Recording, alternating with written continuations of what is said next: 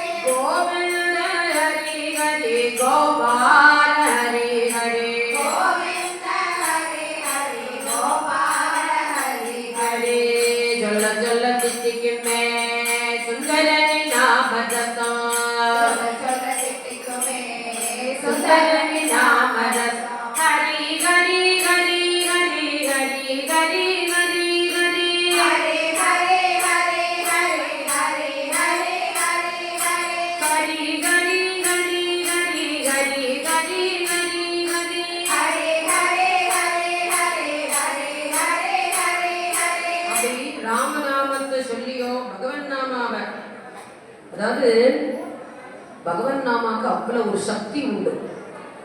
பகவானுடைய நாமத்தை சொல்லி எவன் ஒருவன் சேவிக்கிறானோ அவனுக்கு எந்த துக்கமும் கிடையாது. இந்த விஷயத்தை தெரிஞ்சுக்கணும். இதுதான் சூக்ஷ்மமான விஷயம். பகவன் நாமாவை சொல்லி கேசவாய நமஹ, நாராயணாய நமஹ, மாதவாய நமஹ, கோவிந்தாய நமஹ, விஷ்ணவே நமஹ, மதுசூதனாய நமஹ, திரிவிக்ரமாய நமஹ, பாவனாய நமஹ, ஸ்ரீதராய நமஹ, ரிஷிகேசாய நமஹ, பத்மநாபாய நமஹ, தாமோதராய நமஹ. 12 நாமங்கள். எம்பெருமானுடைய நாமத்துக்கு அவ்வளவு ஒரு சக்தி உண்டு. அதான் சொல்றாரு, பிரபு சரித்ர சுனிபே கோதசியா பிரபு சரித்ரம். இப்படி அண்ணன் தம்பி ரொம்ப பாசமா இருக்கக்கூடியவர்கள் 2 பேரும் இப்படி ஒரு தன்னை புகைக்குள்ள வச்சு அடைச்சுட்டோம். இவன் பட்டாபிஷேகம் பண்ணிட்டான் பாருன்னு கோபம் வந்துட்டு வாலிக்கு. உடனே சுக்ரீவன் அப்படியே அப்பதான் பட்டாபிஷேகம் பண்ணியிருக்கான். தலை கூட காயல. தலையிலிருந்து அப்படி எட்டி உதச்சு அடிச்சு துவச்சு அவனை தும்சம் பண்ணிடுறான் வாலி. உடனே சுக்ரீவன் பயந்துட்டு வாலி பயந்து பல திக்குல ஓடுறான். ஓடினோடனே நேரம் ரிஷிமுக பர்வதத்துக்கு போயிடுறான். ரிஷிமுக பர்வதத்துக்கு இந்த வாலி வர முடியாது. மதங்க முனிவர் ஒரு சாபம் கொடுத்துருக்காரு வாலிக்கு. அதனால அந்த மலைக்கு வாலி வர முடியாதனால அந்த மலையில போய் முடிஞ்சுட்டான் சுக்ரீவன்.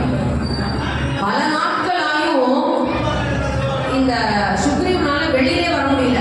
அப்பதான் ராமனும் லட்சுமணனும் அந்த வழியா வர. அந்த வழியா வந்த உடனே ஆஞ்சநேயர் தான் போய் ராம இவருக்கு அந்த நெருப்பு ஒண்ணுமே பண்ணல. சீதா பிராட்டி சொன்னாலும் அவங்க அசோகவனத்துல இருந்துட்டு ஆஞ்சநேயரை கட்டாட்சம் பண்றாரு. இந்த அக்னி பகவான் ஆஞ்சநேயரை ஒன்றும் பண்ணாமல் அது ரொம்ப குளிர்ந்து இருக்கணும். அந்த ஆஞ்சநேயருக்கு ஒன்றும் பண்ணாமல் இருக்கணும். அங்க பிராட்டி கடாட்சம் பண்ணிடுறான். கடாட்சம் பண்ணோம்னா என்ன பண்ணாரு, இப்ப எல்லா மாளிகையிலையும் நெருப்பு வச்சுட்டோம். லங்கையில போய் அந்த லங்கை கரையில கடற்கரையில போய் வாழை நினைச்சுட்டாரு. வாழை நினைச்சுட்டு கிளம்பிடுறான். பீஷ்மரூபதரி சூக்ஷ்மரூபதரி சியலிதிகாபா விகட ரூபதரி லங்கஜராபா. விகட ரூபத்தை எடுத்துட்டார். மிகப்பெரிய ரூபத்தை எடுத்துட்டார். லங்கையே கொளுத்துட்டார். லங்கையை கொளுத்தினோட என்ன அப்ப ராமனே கதின்னு இருக்கலாம். ராமனே கதின்னு இருக்கக்கூடியவங்க ஆஞ்சநேயர். அப்ப ஆஞ்சநேயரே கதின்னு இருக்கிறவங்களுக்கு சர்வமும் கிட்டும் அப்படின்னு சொல்றாரு. சங்கட கண்டை விட்டை சாமேகா ஜோது நிறைவன் மதுவது வீரா. அப்படி அனுமானிடத்திலே எவனவன் மனசை செலுத்துகிறானோ அவன் சர்வ சித்தியும் அவனுக்கு கிடைக்கிறது. எல்லாம் அல்ல அந்த